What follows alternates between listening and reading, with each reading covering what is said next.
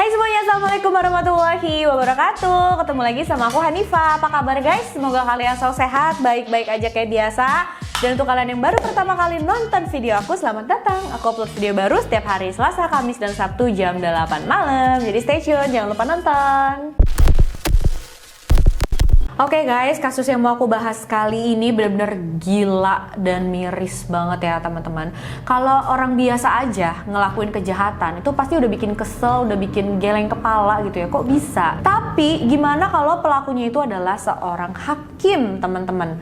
Hakim yang jabatannya itu tinggi ya dalam hukum dan dia harusnya bertugas bersikap adil gitu kan, memberikan hukuman yang adil, tapi dia malah menyalahgunakan kekuasaannya untuk melakukan kejahatan demi keuntungannya sendiri. Lebih parahnya lagi, korbannya itu adalah anak-anak di bawah umur, teman-teman. Gak tanggung-tanggung, korbannya itu sampai ribuan orang, guys. Jadi mikir, siapa lagi ya yang harus kita percaya, teman-teman? Seorang hakim aja begitu. Tapi untungnya ada satu hal yang bikin si hakim ini akhirnya ketahuan. Nah, kira-kira kejahatan apa sih yang dia lakuin ke anak-anak di bawah umur itu, dan gimana juga sampai akhirnya dia bisa ketahuan? Langsung aja yuk kita bahas.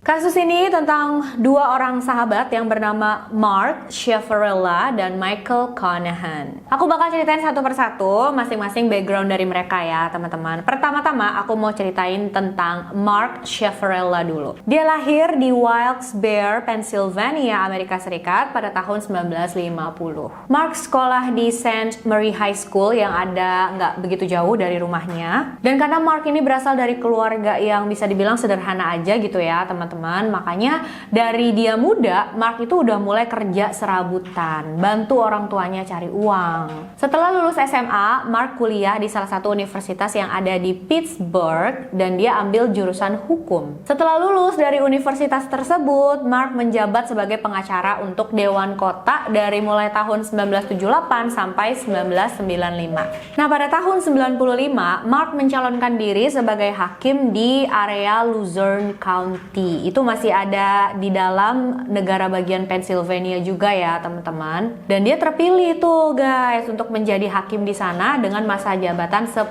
tahun. Tahun 2005 pas masa jabatannya habis, dia mencalonkan diri lagi dan dia terpilih lagi untuk kedua kalinya. Selain jadi hakim, Mark juga aktif di berbagai organisasi sosial dan keagamaan. Dia sudah punya istri, nama istrinya adalah Cindy, dan dari pernikahan ini mereka punya 3 orang anak. Pas jadi hakim di Luzerne County inilah Mark ketemu dengan Michael Conahan guys. Michael lahir di Hazleton, Pennsylvania juga pada tahun 1952. Jadi dia 2 tahun lebih tua daripada Mark teman-teman. Dia ambil kuliah jurusan hukum juga. Terus pada tahun 94 dia menjabat sebagai hakim di Pengadilan Permohonan Umum Luzerne County. Dari pertama ketemu, Mark dan Michael itu udah langsung cocok dan cepet deket ya teman-teman. Bahkan mereka sahabatan. Tapi walaupun mereka sama-sama hakim, mereka itu berasal dari keluarga yang sangat berbeda. Mark, seperti yang aku bilang tadi, dia berasal dari keluarga yang sederhana aja. Ayahnya bekerja di pabrik susu, ibunya seorang operator telepon. Sedangkan Michael berasal dari keluarga yang kaya dan kelas atas gitu guys. Karena ayahnya aja seorang wali kota. Wali kota mana? Wali kota di Hazleton, tempat dia tinggal. Mereka berdua nih terkenal sebagai hakim yang sangat keras. Nggak tanggung-tanggung, nggak ragu-ragu bakal kasih hukuman yang berat gitu. Terutama untuk anak-anak di bawah umur dan juga para remaja. Orang-orang sih awalnya mikir, oh emang mereka tuh hakim dengan ciri khas yang keras dan tegas seperti itu mungkin gitu. Tapi ternyata ada hal yang lebih gelap dan lebih kotor di balik semuanya ini guys. Kelicikan dan kejahatan mereka itu dimulai pada tahun 2000. Saat itu ada salah satu temannya Michael yang bernama Robert Powell. Dia ini adalah seorang pengacara dan bukan pengacara ecek-ecek gitu ya. Dia salah satu pengacara yang terkenal di sana. Jadi ya pastinya punya banyak uang, dia kaya raya, dan Robert Powell ini punya satu planning untuk membuka bisnis yang baru. Dia mau buka satu pusat penahanan anak remaja nakal. Bisa dibilang penjara swasta untuk anak-anak lah gitu ya teman-teman. Dan Robert ini butuh powernya Michael sebagai hakim untuk memperlancar bisnisnya ini guys. Jadi ya dia ajakin Michael kerjasama. Michael setuju dan Michael tuh ajakin Mark juga untuk kerjasama. Tugas Mark adalah mencari tempat yang pas untuk membangun pusat penahanan itu. Dia dibantu oleh seorang agent real estate di sana. Dan tugasnya Michael adalah mengumpulkan dana untuk membangun gedungnya teman-teman. Mark dan Michael juga menyogok pemerintahan lokal di sana supaya mereka bisa membangun pusat penahanan itu. Nggak tanggung-tanggung ya guys, sogokannya itu sebesar 1,3 juta dolar atau rupiahnya sekitar 18 miliar. Robert kan juga punya banyak kenalan orang-orang penting di bidang politik ya teman-teman. Jadi pastinya pusat penahanan mereka ini ya memang mendapat dukungan politik juga guys. Nah tujuan utama Robert membangun pusat penahanan anak ini apa sih teman-teman? Jadi ternyata untungnya lumayan gede loh guys. Robert mengharapkan uang dari pemerintah. Jadi kalau misalkan ada anak-anak atau remaja yang melakukan kejahatan, terus mereka ditahan, dikirimkan ke pusat penahanan Robert ini. Dan pemerintah tuh memberikan uang kepada Robert. Maksudnya ya untuk biaya anak tersebut selama dia berada di pusat penahanan itu. Jadi dengan begini artinya semakin banyak tahanan, ya semakin banyak juga uang yang mereka dapat. Dan Robert menyuap teman-teman hakimnya yaitu Mark dan Michael. Terus dia bilang, nanti kamu jangan lupa ya kalau ada sidang dan terdakwanya itu adalah anak-anak atau remaja, dikasih hukuman tahanan ya mereka biar mereka bisa masuk ke pusat penahanan aku dan aku bisa dapat duit yang lebih banyak. Nanti kamu kan juga pasti dapet lah persenannya gitu. Jadi kedua hakim ini benar-benar nggak peduli dengan keadilan, hukuman apa yang seharusnya diberikan gitu. Mereka nggak peduli. Yang penting pokoknya kalau udah ada di sidang mereka, ya udah pasti ditahan di pusat penahanan itu. Walaupun anak-anak dan remaja ini cuma melakukan kejahatan-kejahatan kecil yang harusnya nggak sampai dapat hukuman kayak gitu. Yang biasanya tuh cuma dapat hukuman, ya udah kamu mengabdi ya ke sosial, apa bantuin pusat sosial, bantuin masak di sana atau mungkin bersih-bersih segala macam. Tapi ini malahan ditaruh di pusat penahanan. Yang mereka pikirin cuma gimana ya caranya masukin sebanyak mungkin tahanan ke pusat penahanan milik Robert itu. Ada nih kasusnya teman-teman, seorang gadis remaja dia ngeluh tentang asisten kepala sekolahnya di salah satu media sosial. Terus dia disidang sama Mark gitu kan. Dan dia diberikan hukuman apa guys? Dia sampai harus dipenjara anak-anak itu selama beberapa minggu. Ada juga anak umur 13 tahun ditahan selama beberapa minggu karena apa? Karena dia masuk ke dalam gedung kosong tanpa izin. Padahal di dalam gedung kosongnya pun dia nggak ngambil apa-apa, dia nggak ngerusak apa-apa. Cuma masuk aja ke sana, namanya anak 13 tahun, iseng-iseng gitu loh guys. Tapi dia sampai ditahan beberapa minggu, coba. Kasian banget ya. Ada juga nih teman-teman, anak remaja ditahan dalam pusat penahanan milik Robert itu selama 5 bulan penuh karena dia melakukan kejahatan yang kecil banget, bener-bener kecil, yang aduh nggak ada apa-apanya deh gitu, tapi dia diperlakukan seperti kriminal yang berbahaya gitu guys. Yang lebih parah lagi nih, anak umur 14 tahun. Jadi dia di jalan ketemu mobil yang nggak dikunci nih teman-teman, terus dia masuk ke dalam, ambil recehan yang ada di mobil itu, dibeliin keripik sama dia. Dan memang recehan yang dia ambil itu cuma cukup untuk beli 2 kantong keripik teman-teman. Tapi tahu nggak sih pas dia ditangkap di sidang dan hakimnya itu adalah mereka berdua ini, hukumannya apa? Ditaruh di pusat penahanan itu selama 1 tahun. Hukumannya kayak gitu coba. Awalnya sih dia bener-bener ditaruh di pusat penahanan itu, tapi pengacaranya ini naik banding segala macam. Akhirnya ya hukumannya itu dikurangin, jadi dia dibebasin cuma masa percobaan aja gitu. Karena menurut pengacaranya juga itu nggak adil sama sekali. Dia masih di bawah umur, kejahatannya cuma kayak gitu, nggak mencelakakan siapapun, masa sampai 1 tahun. Apalagi sebelumnya ada nih anak remaja juga coba untuk menyerang pacar ibunya dengan pisau steak, tapi dia itu cuma dikasih hukuman 2,5 bulan. Itu padahal udah kayak mau nyelakain orang ya. Otomatis itu kan kejahatan yang lebih parah daripada cuma mencuri koin. Tapi dikasih 2,5 bulan karena memang si anak ini ya di sidang hakimnya bukan Michael atau Mark, makanya dikasih hukuman yang sesuai. Tapi yang mencuri koin ini hakimnya antara Michael atau Mark gitu ya teman-teman, ya dia dikasih hukuman 1 tahun. Gila ya, tega banget loh. Dan anak-anak yang menghadapi hukuman dari dua hakim korup ini, mereka tuh sama sekali nggak pernah tahu kalau mereka punya hak untuk didampingi pengacara ataupun orang tuanya. Jadi pas mereka ketahuan, ditangkep, itu mereka langsung disidang.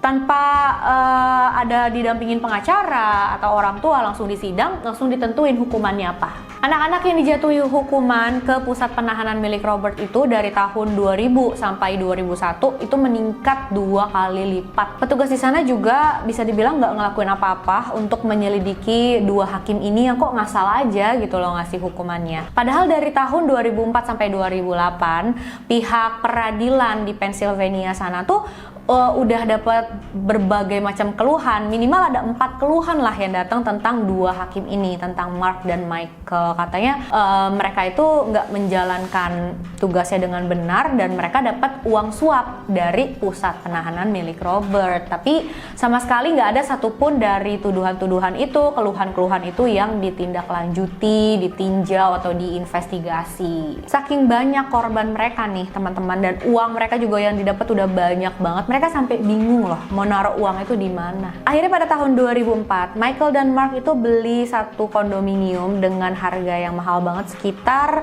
$785.000 atau rupiahnya itu sekitar 11 miliar guys. Mereka menyamarkan uang suap yang mereka terima setiap bulannya lewat apartemen itu. Jadi pura-puranya nih setiap bulan mereka kan terima uang besar. Itu ceritanya dari penyewa yang lagi menyewa apartemen mereka itu. Padahal ya apartemen mereka tuh nggak ada yang nyewa sama sekali. Itu uang suap yang mereka terima. Sedangkan Robert Powell, dia menikmati kekayaannya dari uang kotor itu dengan membeli kapal pesiar seharga $1,5 juta atau rupiah itu sekitar 21 miliar teman-teman.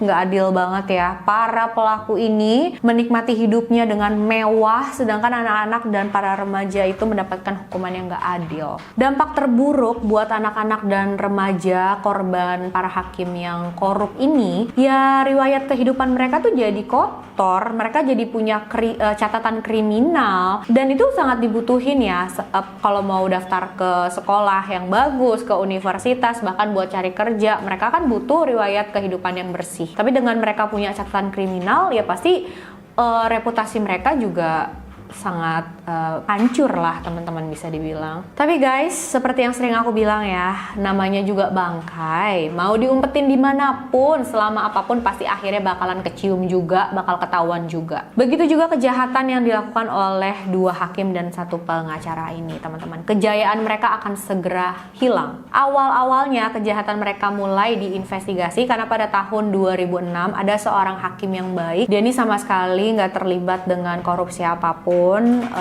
Dan hakim ini curiga gitu sama cara kerjanya Michael dan Mark, dan dia pun melapor sama FBI, minta FBI untuk menyelidiki. Cuma mungkin memang untuk mendapatkan bukti-bukti yang kuat untuk menangkap Mark dan Michael itu nggak mudah ya guys. Jadi walaupun selama bertahun-tahun setelah laporan itu FBI masih belum bisa juga menangkap Mark dan Michael. Tapi negara mulai nih membatasi untuk anak-anak yang kualifikasi seperti apa aja yang bisa masuk ke pusat penahanan guys. Jadi kayak lebih ketat lah gitu teman-teman, nggak bisa sembarangan lagi kayak sebelumnya. Dan pastinya ini ya bikin kesel Michael, Mark, dan Robert banget. Penghasilan mereka tuh jadi berkurang setiap bulannya gitu, karena ya nggak bisa masukin anak-anak dan remaja sebanyak dulu lagi kan. Makanya mereka dapat uangnya juga nggak sebanyak dulu. Lagi dalam keadaan emosi dan marah kayak gini, Michael pun nyalahin salah satu komplotannya nih, jadi kayak yang bantuin lah, namanya Ann Locuta. Jadi Michael curiga sama Ann, katanya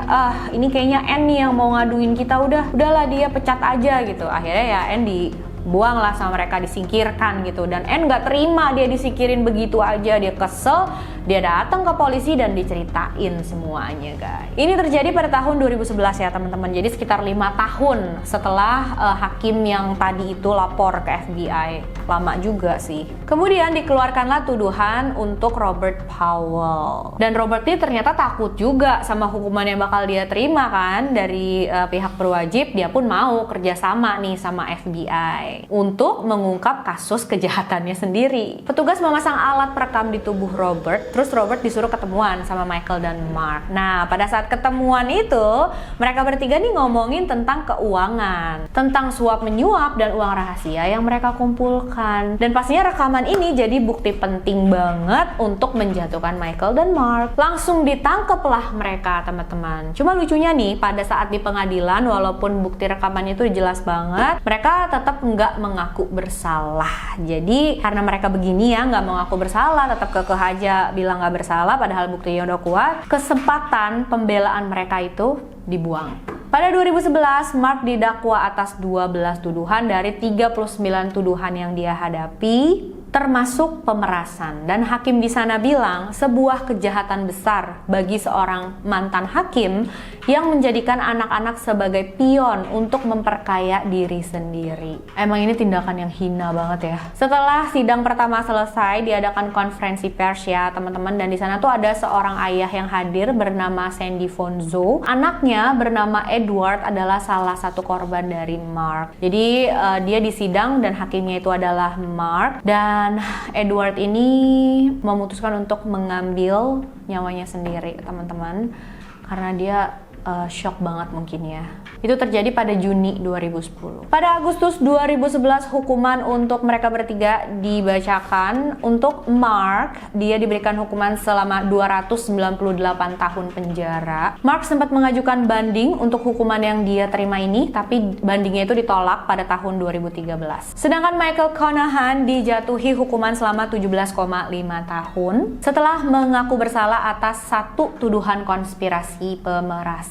Tapi karena pandemi, Michael dibebasin pada bulan Juni tahun 2020 kemarin teman-teman. Jadi 6 tahun lebih awal ya. Nggak tahu juga sih, bingung kenapa Michael ini nggak diberikan hukuman ratusan tahun juga seperti yang dikasih ke Mark. Padahal kan mereka ini melakukan kejahatan yang sama ya teman-teman. Apa mungkin kekuasaan keluarganya Michael di sana berpengaruh dengan hukuman yang dia terima ini?